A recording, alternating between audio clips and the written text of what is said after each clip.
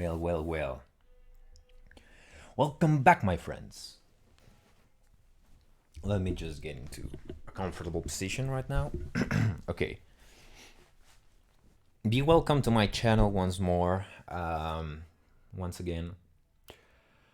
Uh, just for context, this was supposed to be out like a week ago. I know I told you that it was just about to go out by the time we met each other on VR. Of course, I'm talking to my VR chat friends, the ones who suggested me to, record these podcasts. I tried to not shit up a bit, with the production value. Now we got an image, very famous image that is very relevant for today's theme, and some music. Hopefully, it will be nice. Now I don't care about copyright strikes if they just take my money away. I don't make a cent on this channel anyway, so I don't care if it helps make a higher quality video. Then so be it. Now, what's today's theme? You may have already read the title, of course, and it's conflict. You told me for the second video to do something I'm the most passionate about, and I did have to make a lot of thinking about it because there's a lot of things that I love about history. And I think that the thing that I love the most about history is simply that it helps us see in the past what we have in store for the future.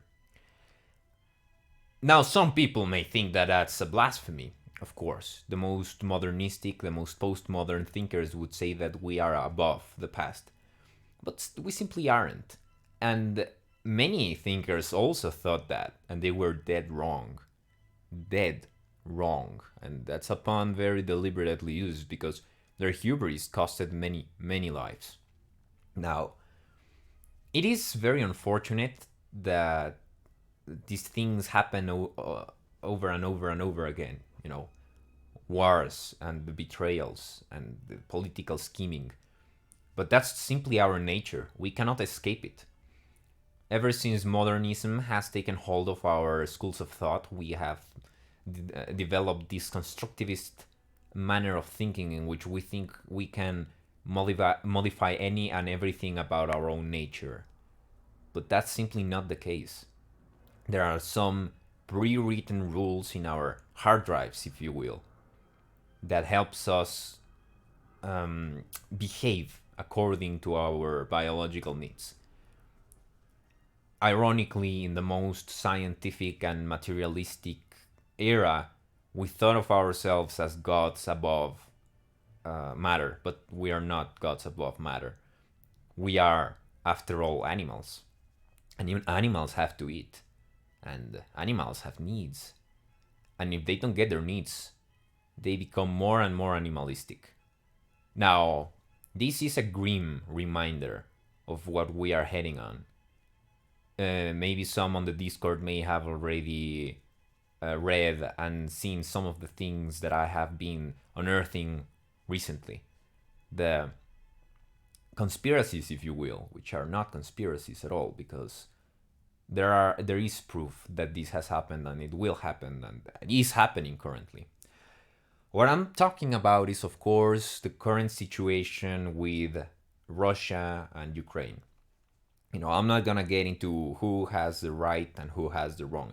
I'm just gonna say that it is no surprise that war is upon us once more. I will try to talk about some civilizational collapses, and I will try to talk about some of the paxes around human history. First of all, I am going to say I am waiting for a call, so if I'm interrupted, I'm sorry. I'll try to cut it on edition, but if it feels like I cut, is because of that. I don't have any script, and I try to do everything on a single run, so I have to do minimal editing because I hate to edit. I love recording videos, but I hate editing them unless I'm having a lot of fun, like that video about history being like drugs. But yeah, whatever. So, first thing to touch upon, war. War is a very universal subject of study in human nature. We didn't go to war with other humans in the beginning of history. As a matter of fact, there was a time in which humans were about to get extinct, and if our elemental instinct would determine us to fight amongst each other, we would have simply gone extinct. So it is incorrect to say that it's on our nature to kill other humans, but it is in our nature to do what it needs to be done to survive. And that is precisely what saved us from going extinct. Because we killed what we have to kill in order to survive. Suddenly, we find ourselves taming nature. Suddenly, we do not fear the lion. The lion fears us. The elephant fears us. The leopard fears us. And they only dare attack us if we are individuals. But if we are five or more with pointing sticks, they run. They run for their lives because they know their time is over. I could go on evolution and how we are so sophisticated and machines developed to kill basically anything and everything in this planet. But go to Robert Sapolsky for that behavioral evolutionary subjects. Right now, I'm just trying to explain where those war come from. And do be careful to confuse some stuff that my girlfriend had very confused when we got together for the first time. We talked about art in our first conversation ever. And of course, art is one of the glasses upon which all culture is refracted. You can analyze a culture and its history just by the art it produced, and naturally that led into war, conflict, animals, and some other stuff. And she mistook humans as the only species that engaged in war. If you believe this, you live in a world I wish I could live. Because it's very pink and it's simply a world in which we can just take upon all the scenes of nature, but that's not the case. Other primates engage in war. Hyenas engage in war. Ants engage in war. Bees engage in war.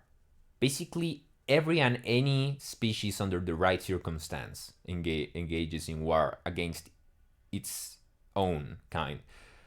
Even when they do not engage in war, like lions, if an alpha becomes defeated by a beta and the beta becomes the alpha will eat every single son and daughter of the previous alpha to assert dominance, kill every prospect of him being questioned in the future by the blood of his defeated rival, and he instates his own bloodline, much like human monarchies did, you know. So this is a question of nature. This is not only a question of constructivism in which we can say, well, if we educated kids this way, they would never do this. No, that's wrong. And that's partly why I love Carl Gustav Jung's idea of the shadow. We are to realize that there is a beast within us. There is a monster that is willing to kill under the right circumstances. You, Keith, you, Twitchy, you, my brothers, you, Amber, you, Vi, you are completely capable of killing an individual under the right circumstances. And do not be afraid. That is a good thing. I would not like you to be completely defenseless in the case of someone trying to abuse you. Kill the motherfucker if he's trying to kill you. It's as simple as that. It's nature. But well,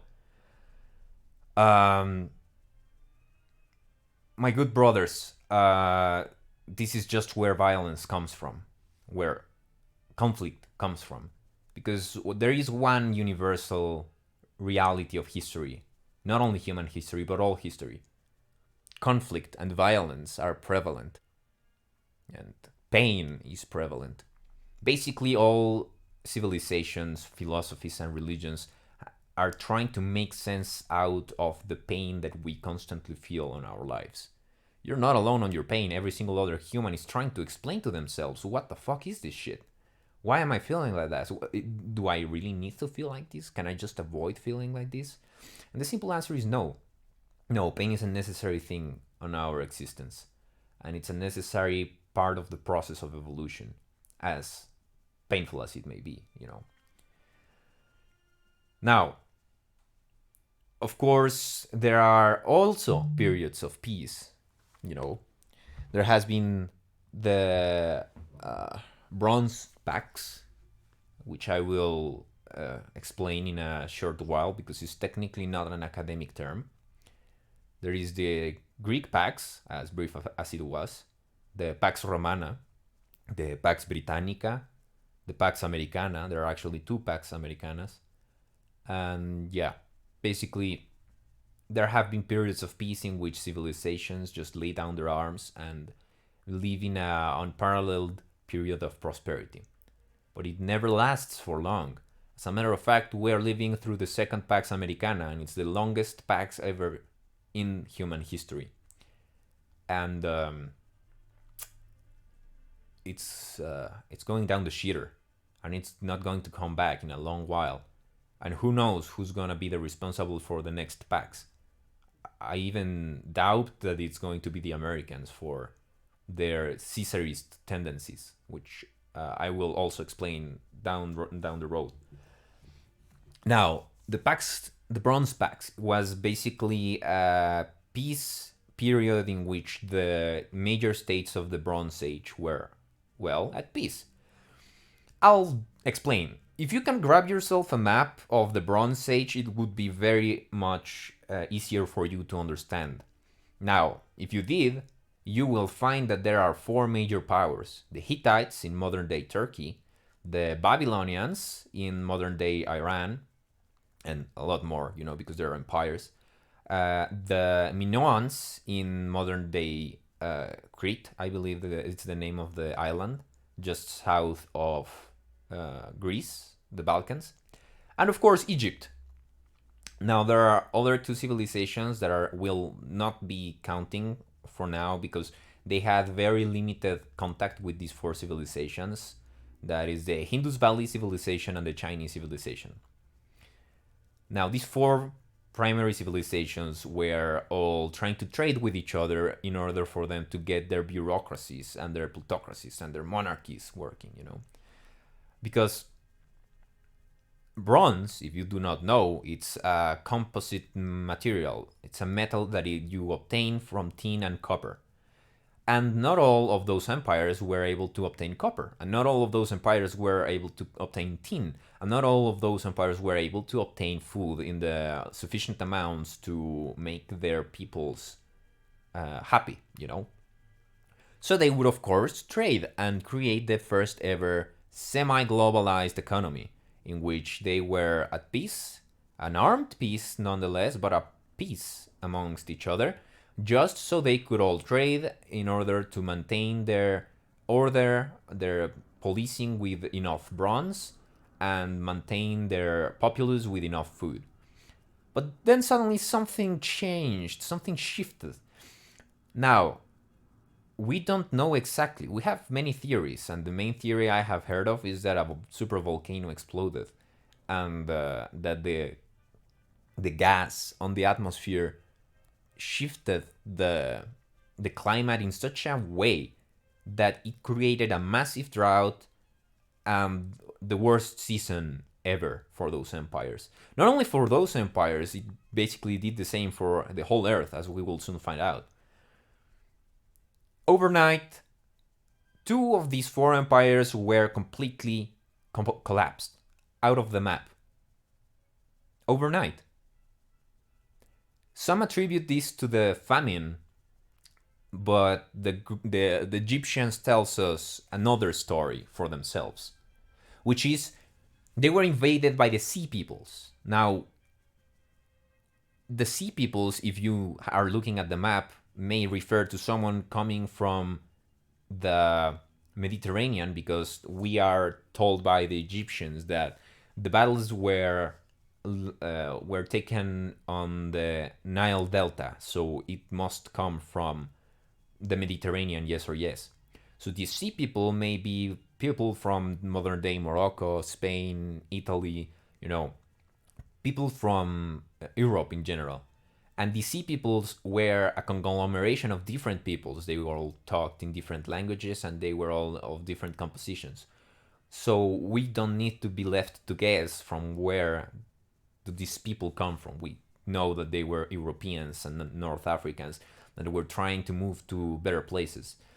Now these were not nice in their approach to taking what they want. Like these migratory events were, as they almost 100% of the time are, quite violent. So the sea peoples arrived at Egypt and Minos and Crete and the ports in the Hittite Empire. And they basically started to plunder and pillage everything they could. Sadly for them, they did not plunder or pillage much because all the other nations were suffering just as they were. And in the case of Egypt, Egypt was strong enough to repel them and win the war against them. Now, try to look up a map of the Bronze Age collapse. Not the Bronze Age, the Bronze Age collapse. How did it end? How was it after all the dust settled? You may not find anything about the Hittites or the Minoans anymore, because there was none. All their cities were abandoned, plundered, pillaged, razed to the ground, burned. Surprisingly, there is very little evidence of violence. By the time the sea people arrived, most of the cities were already abandoned. We are living in a post-apocalyptic society, and we didn't even knew. The Egyptians, even when they were able to survive the invasion of the sea people, they fragmented into the 12 realms, the 12 kingdoms. That's the period we call the Egypt of the 12 kingdoms. So we know their bureaucracy collapsed upon itself. There were a lot of warring states that tried to reinstate order and tried to reinstate a supply line of food. And we also know that our friends, the Babylonians, did not fare much better. You know, the Babylonians also had a lot of problems trying to survive. You may see in the map that Babylonians are just the heartland. You don't even have the big empire anymore. You just have the land between the Tigris and the Euphrates. So what the hell, you know? People thought by that time that they had all figured out. They were like, oh yeah, you know, it's gonna be fine because we have these technologies. Like we are the bronze dudes. We're the Bronze Empire. We can take these sea people, no problem. They may have thought. They're we don't have much evidence of what they were actually thinking, but there are a couple of scripts and cuneiform tablets that explain to us more or less what they were thinking on that time. And we have a letter from one guy trying to talk to someone we presume is his teacher, telling him not to come back because the famine is so incredible that he may actually die of hunger if he comes back to Babylon. And we don't actually receive any explanations as to how or why. We just read that there was a very bad time for the crops. Now we have subsequent collapses after big paxes, you know, like the Pax Romana. There was a time in which Rome created a very lasting peace in the known world, and then they collapsed. They collapsed under the invasion of the Germanic tribes, and it was no accident that it was also such a big collapse that it brought civilization back in time for like 5, if not 500 or 1000 years, like 1000 years.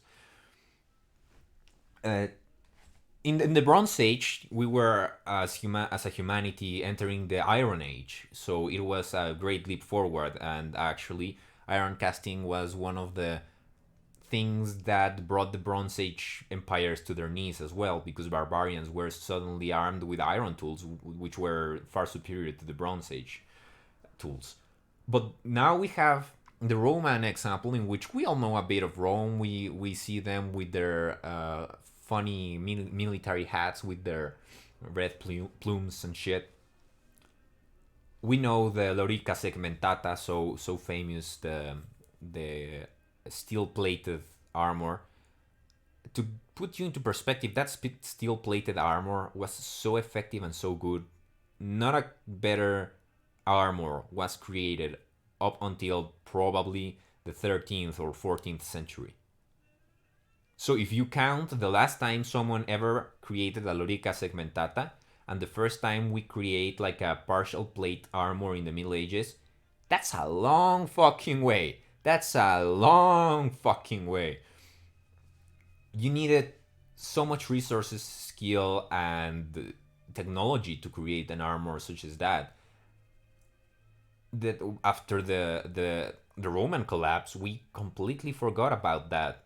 Like we forgot about many technologies of tools that helped us yield crops, and um, you know, it basically made the whole of Europe and parts of North Africa starve to death. I have a book on the Middle Ages by Umberto Eco, a great book, and he describes the Dark Ages, which is the period of 200 to 300 years after the collapse of Rome, as one of the most miserable times in human history, in which fathers would eat the cadavers of their own sons and daughters. Many would try to cook mud or even hunt for rats just so they would not die of famine. This is indeed one of the most miserable times. So we are in a post apocalyptic society. But guess what? We're probably in a post uh, post apocalyptic society if we count like all the major collapses of civilization that brought us down our knees and reverted us to like 500 years ago. And some civilizational collapses are not even technological. Some are simply philosophical. But they always result in a big period of human death, famine, and just a bad time for everyone. I'm trying to not be very graphic, because I know for a fact my girlfriend listens to all this shit. So probably people eating their own sons and daughters is already beyond what she's capable of um, sustaining for the video. So I'm not gonna go any more graphic if God allows it. Now, what the hell? Why are you telling us all of these things, Juan? Well, it's very simple. Because I fear we may be heading to precisely that. I fear we may be heading to a collapse. It's not a nice thing to think about, but I'll try to summarize it in basically 10 minutes. Okay. So we have the situation in Ukraine and Russia, okay? That was no accident. That did not come overnight. People who were surprised about the war were not paying attention. This was a major problem ever since 2014. I knew about it, and I told even my brothers and family, and they called me a madman for telling them that a major war was going to be waged on this decade. They, under hubris, thought that we were beyond that. People think that just because democracies existed, we would suddenly stop doing that. But no, as a matter of fact, historically, democracies are pretty shit at avoiding wars. Just ask the Greeks. Their democracy was inevitably degenerated into a dictatorship, and that's exactly what is going to happen. But I will save my democracy rant for another day. For now, I just want a simple 30-minute, 35-minute video talking about conflict and the conflict that we are about to face.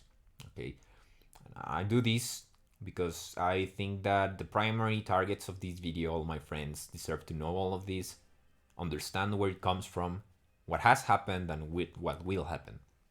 Now, The war against Ukraine is not only not a surprise, it's also something that will have ramifications and consequences that will not be a surprise to anyone who's paying attention.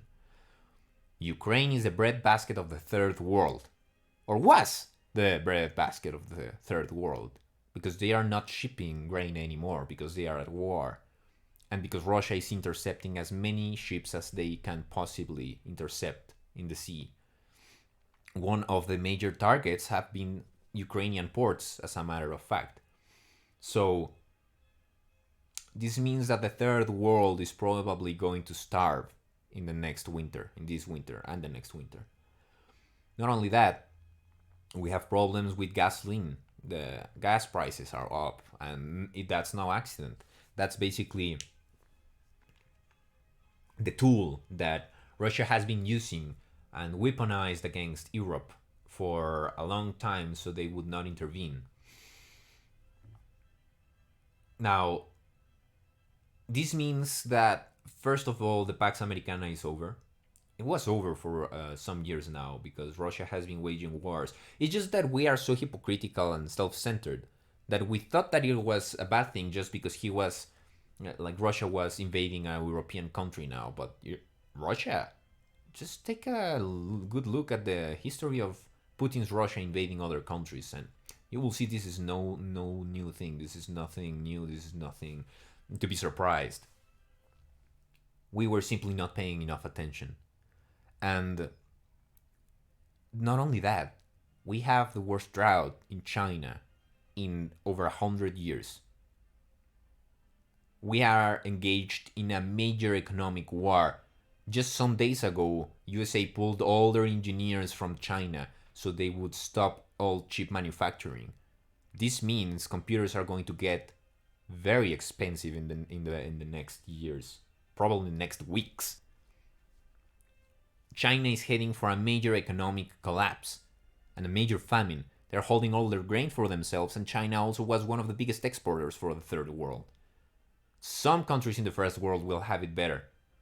Probably Norway is not even going to feel it, and USA has enough production to self-sustain. But North Africa, Sub-Saharan Africa, most of the parts of Asia, excepting probably South Korea and Japan, and almost all Latin America, we're gonna fucking starve to death. This is not a joke. This is not something I am just theorizing about. There is not enough supplies for everyone in the world. Did you ever imagine that it would come a day in which you would have to think if there is enough food for you? Of course, there is a time in which you said, I don't wanna eat right now, or you even forgot to eat. But that is a luxury that you can take upon yourself because you live in a pseudo post scarcity society. But here's a little secret. Post scarcity societies do not exist and will never exist. Scarcity is always a possibility. Scarcity is always a factor of reality that we have to take into account. Now you may be questioning, why did I choose this image as the face of this podcast, and it's a very famous portrayal of the collapse of Rome. Our Rome is about to collapse, but there is hope. I will tell you, there is hope. Maybe not the kind of hope that you would like to hear about, especially if you find yourself in the left wing of politics. But history dictates, not only in Rome, but also in Greece and Babylon and China and India and many other civilizations, that after a period of collapse, like it was in the close to the 0 AD year for Rome, there is a tendency we called Caesarism, which is a very strong militaristic figure taking over the major institutions of government in the major empires. Right now, USA is the major empire. China is about to collapse, and Russia is crumbling. So, if things go the best scenario, I'm talking best case scenario, USA could probably become a military dictatorship in over 2 decades. Just be aware, pay attention. This is not a threat. This is just what I have seen from history. What will happen is most probably not going to be a repeat from what has already happened, but they say that history does not repeat itself, but it rhymes. And probably the next dictator is not going to call itself a dictator, and it's going to call himself a president, because president has a context that gives authority and power, just as Caesar was a title that would grant the same things in Roman times, although Caesar was not the thing that we think it was. It was just a name. But now we called the German Empire Kaiser, and we called the Russian Empire Tsar, and we called the the emperors Caesar in our Spanish language. So be aware. This this is a message from the past and from the future. We are not superior to our impulses and our nature. And we are about to get threatened in the most elemental needs of our humankind. We're about to get threatened in food. And whenever food is scarce, people are not programmed to be rational. My brothers, by God, I ask of you, stay rational. I will just close with a biblical statement. There is a quote in the Bible that says the meek shall inherit the earth. This is completely fucking wrong. The Greek translation translates to English more or less like those who have swords and know how to use them, but keep them sheathed, shall inherit the earth. Try to learn to use a sword, but remember that it's a last resort. It's good that we have idealized peace and that we have idealized non-violent resolution of conflicts. But if it needs to come to that, I want you to not be completely defenseless, okay? Well, see you on the next one.